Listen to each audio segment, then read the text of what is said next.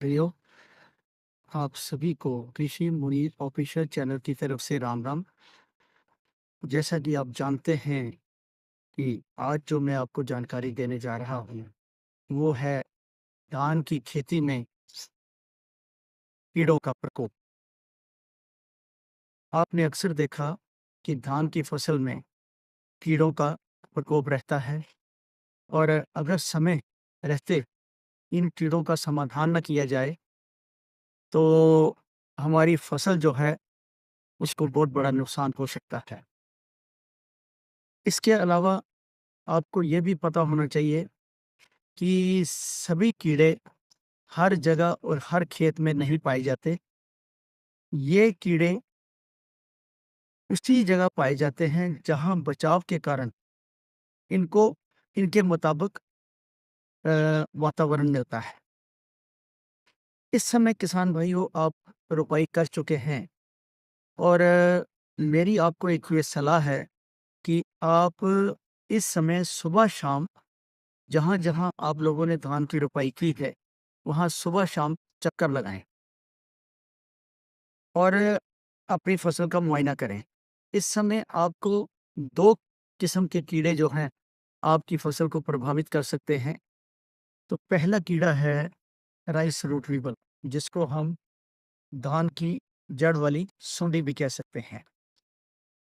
किसान भाइयों, ऐसा है कि ये अक्सर कीड़ा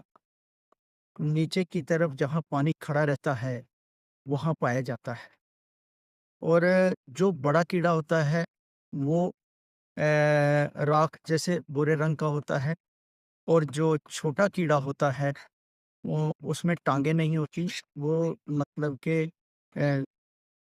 जड़ के साथ वहाँ से ये खुराक लेता है और कम से कम इस कीड़े का प्रकोप जो है, धान की फसल में 1.5 महीने तक रहता है। इसके बाद क्या होता है कि पहले तो इस कीड़े का प्रकोप जो है, बहुत थोड़ी जगह पर हमें देखने को मिलता है, लेकिन कई बार क्या होता है कि ये पूरे खेत को लपेट में ले जाता है। इसके साथ-साथ क्या होता है कि जिन-जिन पौधों पर इसका प्रकोप रहता है, वो पीले पड़ जाते हैं, उनकी जो बढ़त है वो रुक जाती है और उनमें मिंजर नहीं पड़ती। अब जो दूसरा कीड़ा है, जिसकी हम बात करने जा रहे हैं किसान भाइयों आपके साथ,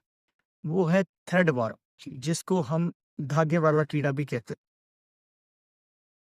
इस कीड़े को आप कैसे पहचान सकते हैं कि ये कीड़ा जो है,